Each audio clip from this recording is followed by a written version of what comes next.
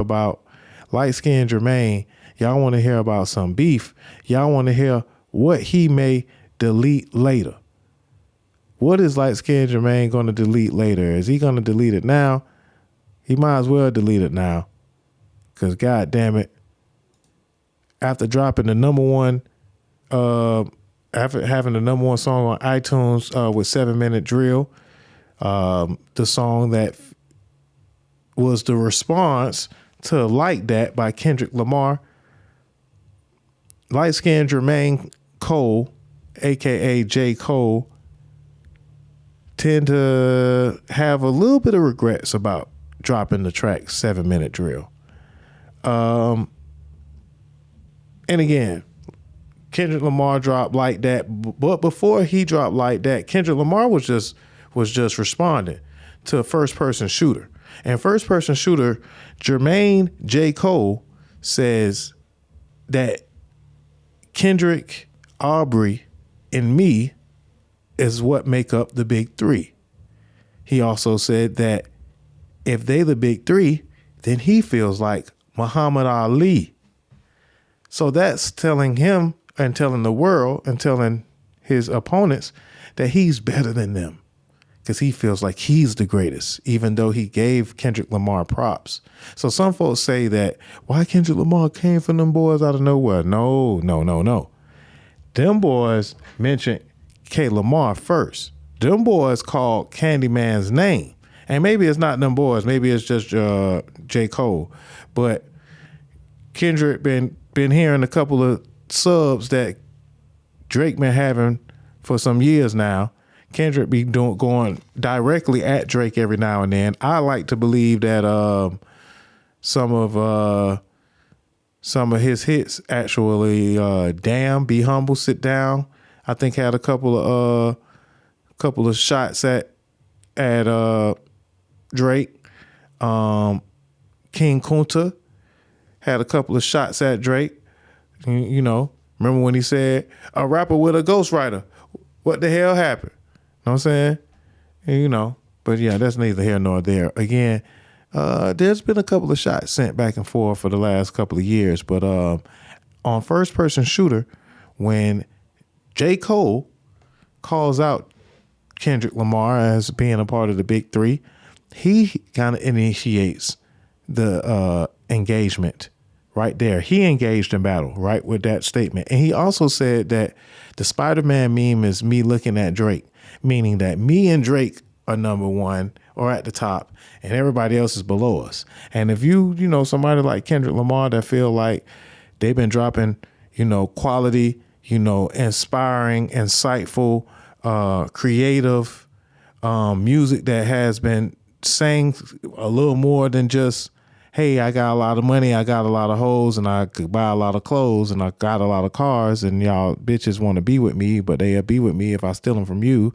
Instead of having just material that just covers that particular topic and that particular diaspora of music, Kendrick Lamar feels that, you know, he, as they say, sets the bar and stretches the bar and goes above and beyond when it comes to his content and music. His content and music, whether or not To Pimp a Butterfly, he talking about the beautiful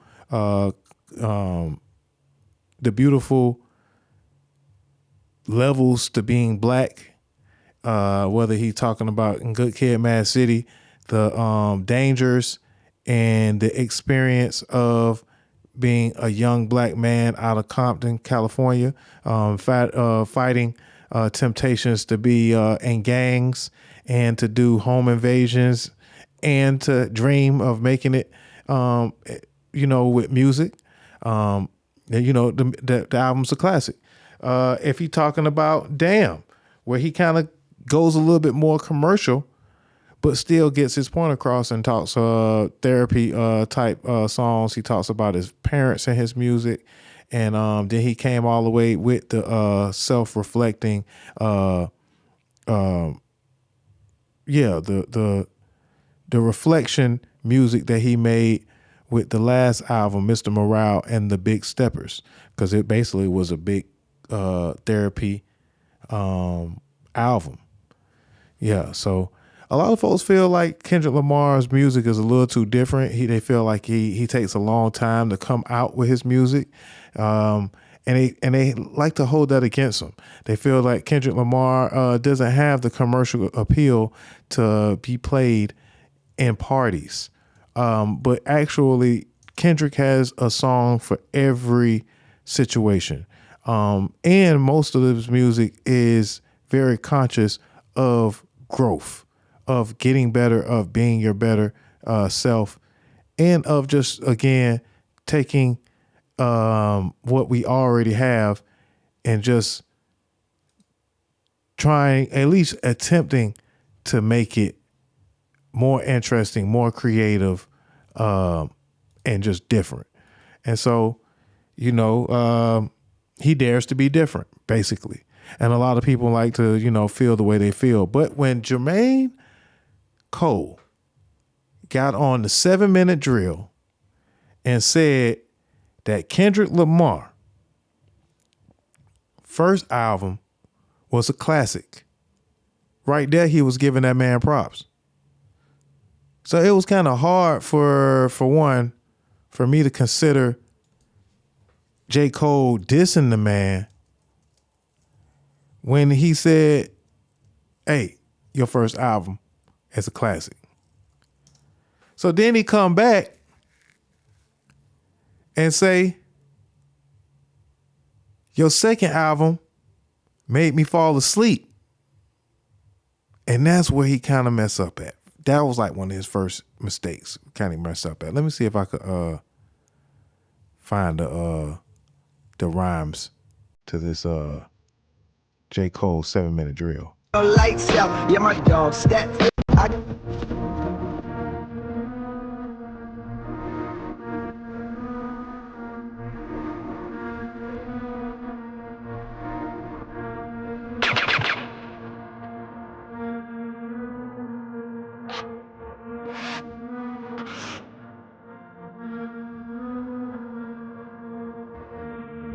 Now, see, that's what's kind of weird for me also. You know what I'm saying, because at one moment he kind of has positive music. But I have to kind of call my brother to the stand, Shed Street, because you said that J. Cole has Christian hip hop. Well, he's a Christian that makes hip hop music, but he's clearly talking about putting somebody in the body bag, and he's clearly talking about getting a nigga stretched for disrespect. So maybe he just talking about punching somebody in the face. But why didn't D1, the Christian hip hop artist that called out Meek Mill a couple of months ago, some say that he did it for clout, some said that he did it because that is his mission in music, to force hip hop into being a more righteous and more conscious, a more spiritual, just overall better for the soul type of music. Why didn't D1 call out J. Cole in this beef? Maybe he did. Maybe I just didn't check it out. But I'm interested to know that if D1 kind of considers J. Cole's music to be a little misleading and a little bit of a part of the problem. Because, I mean, that's kind of what he said about Meek Mill, and he called Meek Mill out. So that's kind of an interesting point that you got to factor in, man. D1 didn't call out J. Cole yet, or maybe I didn't see it. But again, when it came to old J. Cole's 7-minute drill, he kind of mixed it up a little bit, man. He got kind of personal. But it didn't really seem like he was really dissing the man. It didn't really seem like he was completely dissing Kendrick Lamar to me. At least they're not on the same level. Let's check it out real quick.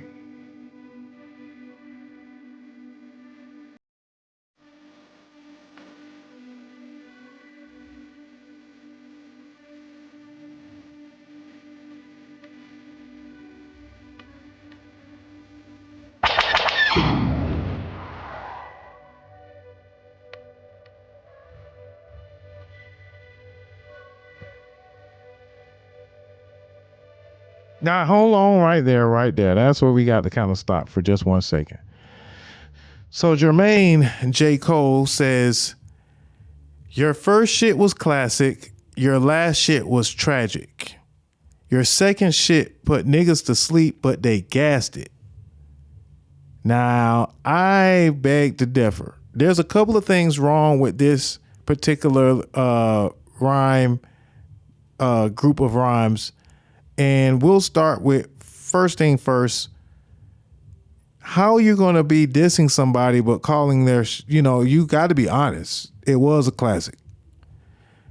Kendrick Lamar has a couple of classics under his belt. Which classic are you talking about? You say, J. Cole, your first shit. All right. So he says the first shit. What first shit is he talking about? That's where I came a little confused on what my guy was talking about here. Because it depends on how much you know about old Kendrick on what you would consider his first shit. Because some may consider his first shit Good Kid, Mad City. And if Good Kid, Mad City is your first album, then kudos, man. Round of applause for you. For having the first album on the level of Good Kid, Mad City, that is, that is an incredible feat. This album kind of dropped with not much promotion. It kind of just came out of nowhere and it was a masterpiece. You know what I'm saying? Front and back. Some folks are kind of giving a lot of credit to Dr. Dre for co-signing Kendrick Lamar and having this album, executive producing this album to its greatness. But Dr. Dre only really produced and only featured on 1 or 2 tracks on the album. And it was full of West Coast, just a different vibe for hip hop at the time. And as it says on the cover, it says Good Kid, Mad City, a short film by Kendrick Lamar. It literally plays out like a soundtrack to Kendrick Lamar's life. So again, if this was Kendrick Lamar's first shit, then that is incredible. But I like to feel that this is not Kendrick Lamar's first album. If you know Kendrick Lamar's catalog, let's take a look at it real quick. You would know that he had Over Dedicated in 2010. This was kind of a mixtape, but it still was under Top Dog Entertainment. So he had already met who would now be his record label, his old record label. And the album had Janae Aiko, Schoolboy Q, BJ the Chicago Kid, Javante, Dom Kennedy, Murs, and Ab-Soul. So this album kind of can still be considered his first album to some. Or some may consider this the actual mixtape or underground independent album, which is called Overly Dedicated, right? So, Jermaine, you couldn't be talking about this when you said the first shit is a classic. You may have been mistaken. And maybe you may have felt that Section 80 was his first shit and that was a classic. And you may, be right about that. A lot of people like to consider Kendrick Lamar's first independent album. Some may consider it to be his second project. But again, it's his first independent album. It's called Section 80. A lot of people consider this to be his first album. Section 80 actually featured J. Cole, but not in the traditional way. Section 80 actually had J. Cole produce its lead single. Or maybe it wasn't the lead single, but as I remember, High Power was one of Kendrick Lamar's first breakout hits that kind of start to travel across the country. And it was large in part from his newly relationship with then J. Cole, who supposedly took him on tour, put him in front of a lot of different audiences over on the East Coast, and also produced on his first album one of his best singles, the single by the name of High Power. Yes, right there, track number 15, produced by J. Cole, right here. So maybe this could be considered Kendrick Lamar's first album, Section 80. I remember ADHD having produced by Soundwave. I remember that having like a that was like actually the first song that I kind of got on to Kendrick Lamar, ADHD. But even I was kind of late at the time. Rigor Mortis was another single from this album that kind of showed us that Kendrick was a lyricist to be reckoned with. So here, maybe he would consider this to be the first album.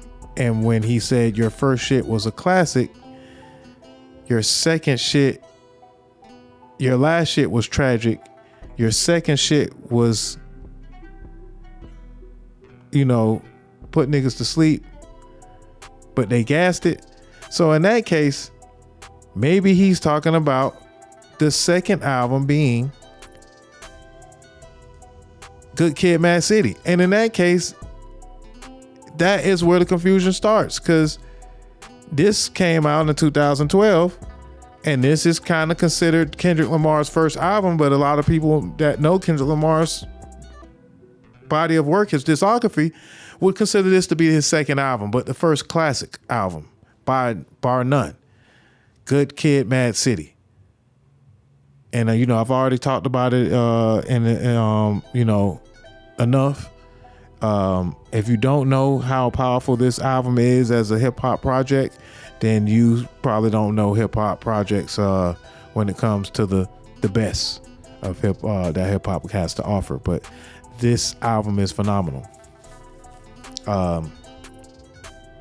Singles like Bitch Don't Kill My Vibe, Money Trees, Poetic Justice, Mad City, Swimming Pools, Compton. This album had it all. And it also featured Drake. One of Kendrick's other foes, was one of the biggest singles that Kendrick Lamar has ever put out. And it's a very, very good song. So again, some may say, oh, Kendrick is lame for dissing, folks that put him on, man. He dissing J. Cole, and J. Cole produced one of his first singles. Or he dissing Drake, and Drake, had Kendrick Lamar on one of his albums and put him in position. And Drake actually was on Kendrick Lamar's biggest streaming song or single by the name of Poetic Justice.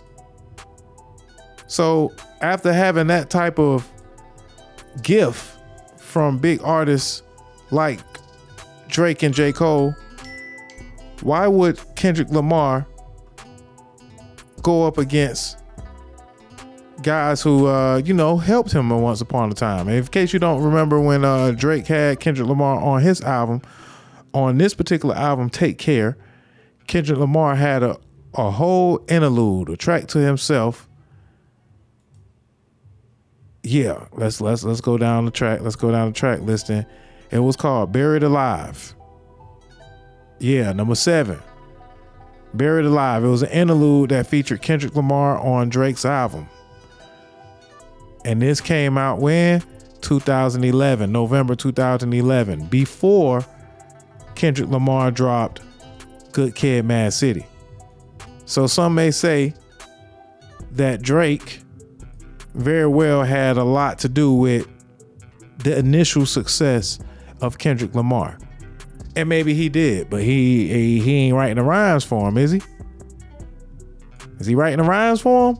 Because if he is, then then that's a different story. But if he not, then they featured on each other's albums. Congratulations to Drake and shout out to him, man. That was big of him. But again, back to what J. Cole said. What J. Cole said. J. Cole said, your first shit was tragic. Yeah.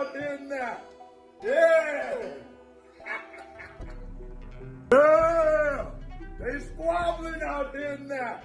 Yeah. Yeah, so like he said, man, your first shit was it was a classic. Your last shit was tragic. Your second shit put niggas to sleep, but they gassed it. Your third shit was massive hit. That was your prime. I was trailing right behind, but now I just hit mine. And that was the lines that drove everybody crazy, I guess. I guess.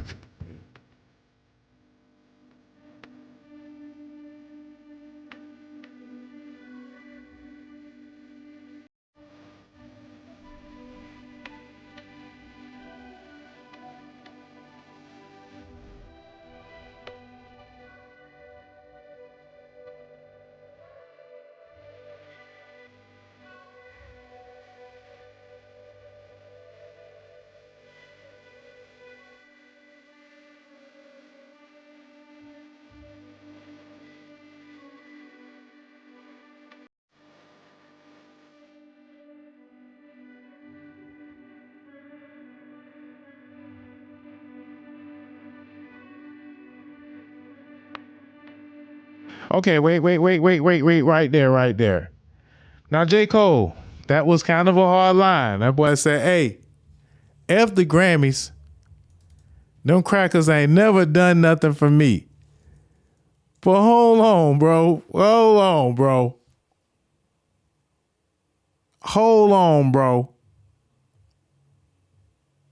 Them crackers ain't never done nothing for you. But wait. I ain't gonna lie, I'm getting cooked. They said that's what J. Cole mama was saying when she heard that line. I was like, hold on, bro. Them crackers ain't never did nothing for you. And you What made you go with that verse? your mom is white, bruh. And crackers ain't never did nothing for you, but your mom is white. Your own blood? Man, you a bitch. You a bitch. Your own blood? Man, you a bitch. Now, we don't think that, that's a little far. That's taking a little far for the young guy, he's from New Orleans and that's how they talk. But again, J. Cole's mama had to be like, hold up now, Jermaine. What you mean when you said them crackers ain't do shit for you? Right, bang.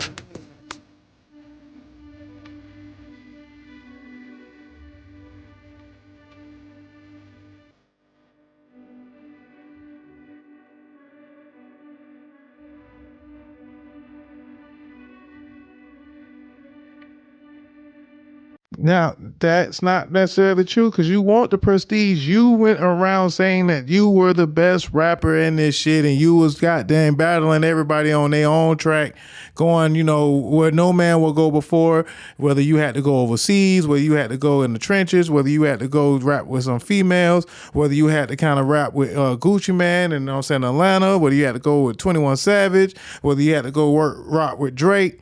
You was rocking with everybody, Benny the Butcher, man, anybody that, had, a pen that could test yours. You was jumping up for the challenge, and then you was calling yourself the best right now. You said that you're Muhammad Ali of the big three. And then Kendrick Lamar came around and said, F the big three, it's just big me. Bomb. Hit y'all with the bomb. And now y'all got to deal with them.